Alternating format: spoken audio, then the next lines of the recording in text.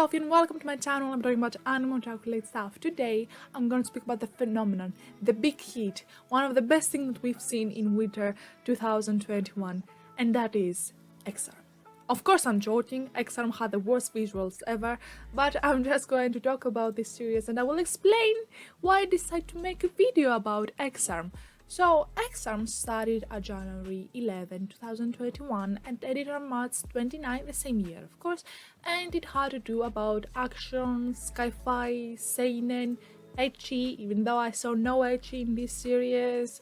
Let's continue on though. The manga is written by two people, and that is Komi Shinya, who did the art, and Hyrock, who did the story. And I will just honestly say, if you want to do anything with XR, either watch it or read it, go read it.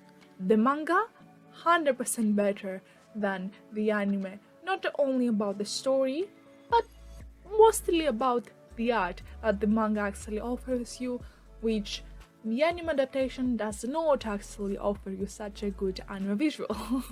So the series starts in 2014 with Akira Natsume being a high schooler and having this extreme fear of electrical stuff, even though if he is asked to fix something, he will 100% fix that, but he's afraid of that mechanical stuff. Do not ask me how, or how is that even possible for a high schooler to be afraid of something scientific or, electrical? Computers, laptops, something that right now we feel that is essential and very important for our life. So his brother, this dude, is actually working for a company that wants to make AI, literally artificial intelligence, real. And like you can see that those two brothers are completely opposite, like literally completely opposite. Akira unfortunately dies in an accident. I think it was in 2020, which actually at the same time a huge disaster occurred in Tokyo, activated by something called XR, which destroyed half of the city. Do not ask me how that machine worked out, but it did. So Akira died, or supposed to have died in that accident, but 16 years later he is being taken out by an AI and a policewoman. They take him into safety because he is not a prototype, but he's a very strong XR machine. At the first, everyone thought of him like one of the most dangerous stuff, and probably most of them thought that he was responsible for the destruction that happened in 2020.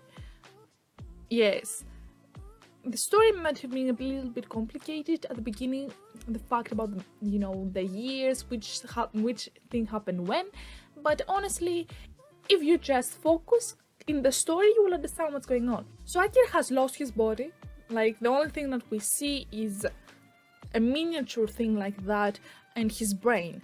The only thing alive is his brain, which honestly, the brain can actually live longer than a human, so for one reason, that was not the weird part.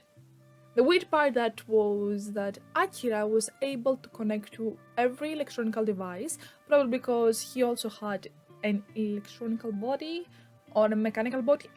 Confusing, that part was confusing. But he was able to hack in everywhere and actually now has a vast information and knowledge about stuff.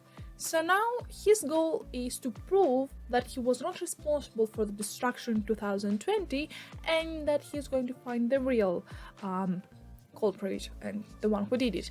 And the same way, he also wants to find his brother, which honestly I thought that I would see also much earlier in the series, because he was the one that not created but designed this AI, which it seems that this AI and Akira have a connection, even though this series wanted me so hard to believe that Akira will end up with a policewoman, which I really do not see how they could actually, that thing will work out. That thing would not work out. And that is the story. In the story progression, it's like we need to find the culprit, the one that actually is the beta, the one who destroyed Tokyo into 2020. Yeah, stuff about sci-fi and everything. At first, someone would say that is interesting, even if it had better visuals, I still have put it around a 6 or a 7. The story is not that wow, to say the least, but the thing that it's actually is going to be reminded to us and is actually going to stick with us for the rest of our otaku years is definitely that animation. The animation sucked, let's say that from the beginning. I do not want to hear anyone saying that, okay, it was not that bad. No, you don't get it. It was bad. It was awful. Berserk 2016 was literally a masterpiece in comparison to that. Like, literally. I do not want to hear anyone actually saying that, okay, that was fine. No, that was awful. Like, literally awful. And the reason I say this, if it was all CGI, I would be okay. I was like, okay, CGI, I mean, your Yubi is actually into CGI, but I've watched that thing, right? No, it was not. It actually had 2D too. In some of the scenes, it was like literally you could see the 2D and the CGI mixed up together, and you were like, I get it, okay, I get it. That Crunchyroll, it's a Crunchyroll, damn it. Crunchyroll gave this to a new studio, and that now has started to, animate and stuff. And I was like, okay, I would say that it's a new studio. I'm like, okay, of course something would not be perfect, and the only thing that I would actually justify is that it's a new studio, that's why that is bad. But even at that time, you're like, even if it's a new studio, is it okay for the art to be that bad? Because honestly, that was awful. Like, awful. In the same season, there were some CGI that I was so good with that. Beastars, that CGI in that anime is brilliant. That's why I'm so in love with Beastars. This season actually had some good CGI, okay? And it had also like some which was awful. The thing also that I did not like is that, okay, I can understand the CGI, but I have seen CGI where the expressions are actually shown. The policewoman was crying and I thought that she is still laughing. That is a fault in expressions. I was like, is she crying? Is she laughing? Am I supposed to feel sad for her? I cannot understand, since she has that hint of a smile that even Mona Lisa would actually envy, that hint of a smile. Like, literally, in every single one of them, no matter how bad the situation was, that hint of a smile existed in every single character.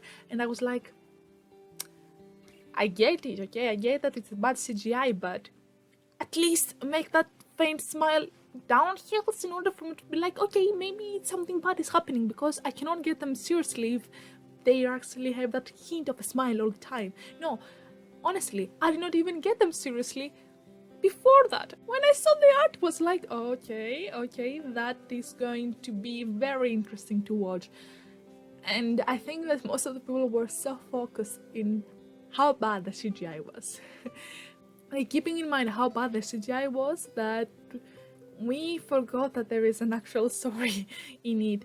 And the story, if you separate it from the anime, it's actually pretty nice. I am actually interested to read the manga because it's one of the series that I'm like, I should read the manga, right? I should not actually curse the anime out of existence just because the animation is bad. And honestly, I have to say that the studio themselves were very disappointed in how the project came out. Now that I have to say, if you were so disappointed in the project, why did you drop the project before you even begin the project?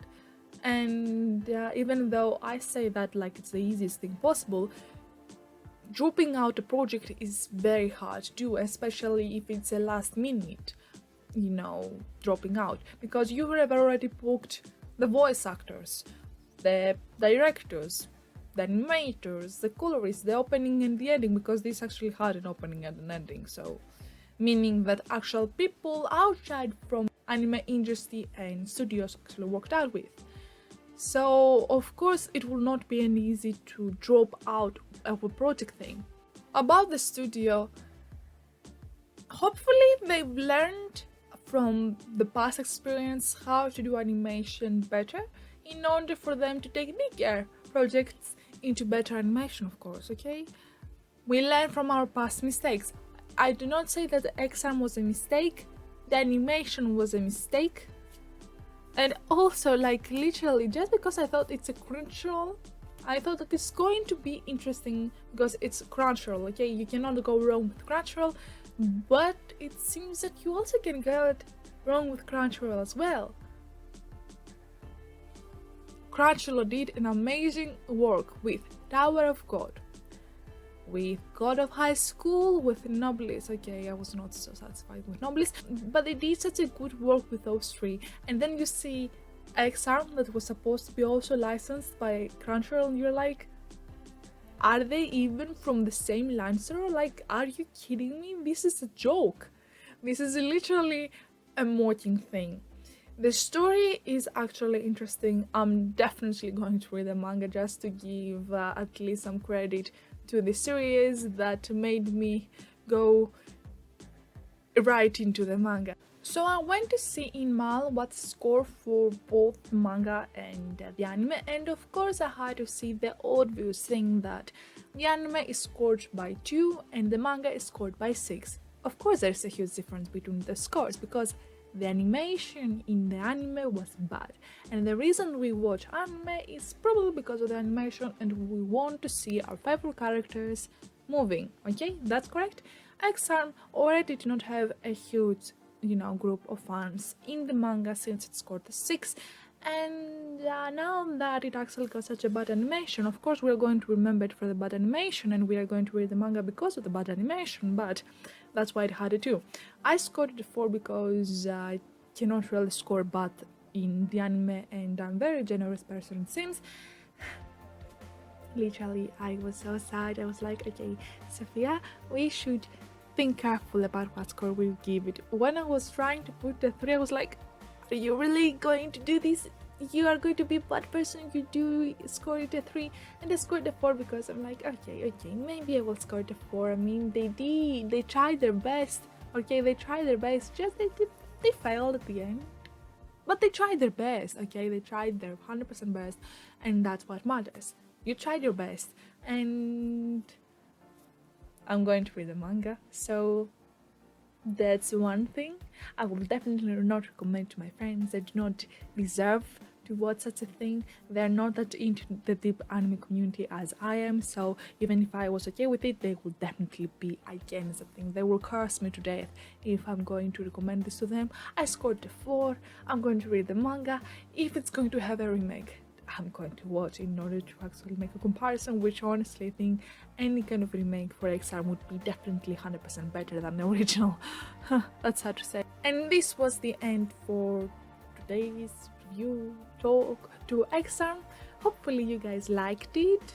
I had a great time watching the series. I watched all the series and I finished it and I was like, okay, it was okay. I mean, animation of course was bad, but okay, I can live with it, it seems. If you liked what you saw, please subscribe and put a like. I do other stuff as well.